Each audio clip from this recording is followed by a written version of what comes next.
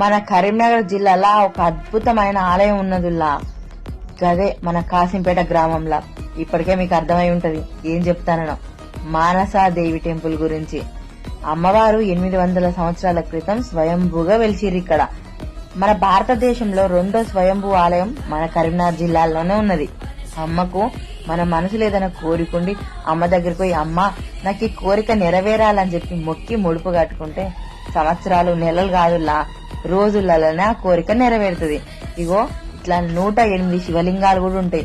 First వచ్చి ఆ శివలింగాలకు అభిషేకం చేసుకొని ఆ తర్వాత అమ్మని దర్శనం చేసుకొని మొక్కులు అప్పచెప్పుకొని ముడుపు కట్టినాం అనుకోలే, మనం కోరుకున్న కోరిక జల్దిన నెరవేరుతుంది.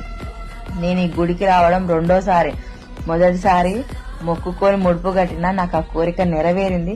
మళ్ళా రెండోసారి వచ్చి మళ్ళా ముడుపు కట్టినా. నేను అక్కడున్న స్తంభానికి అల్లు పడుతున్నారు అన్నట్టు, ఒక ఆయన తోటి ఇట్లా అతుకుతుందా లేదా అని చెప్పని పెట్టిళ్ళు. చాలా మందికి అది అతికింది, అంటే వాళ్ళ కోరికలు నెరవేరుతాయి అని చెప్పని అట్లా అనుకున్నారు. నిజం చెప్పాలంటే ఇక్కడ చాలా పీస్ఫుల్ గా ఉంది, ప్రశాంతంగా ఉంది. అమ్మ దగ్గరికి పోతే ప్రశాంతత ఎందుకు దొరకదు చెప్పురి. నాకైతే 1,00,000 టెన్షన్లు ఉండే. జరసేపు అట్లా పోయి అమ్మతోటి నా బాధ చెప్పుకుందామని వచ్చిన. చెప్పకుండా ముడుపు కట్టినా నేను. మీరు కూడా వచ్చి అమ్మని దర్శనం చేసుకోర్రి. మీకేమైనా తీరని కోరికలు ఉంటే అమ్మకు చెప్పుర్రి, అమ్మకు ఖచ్చితంగా నెరవేరుస్తుంది.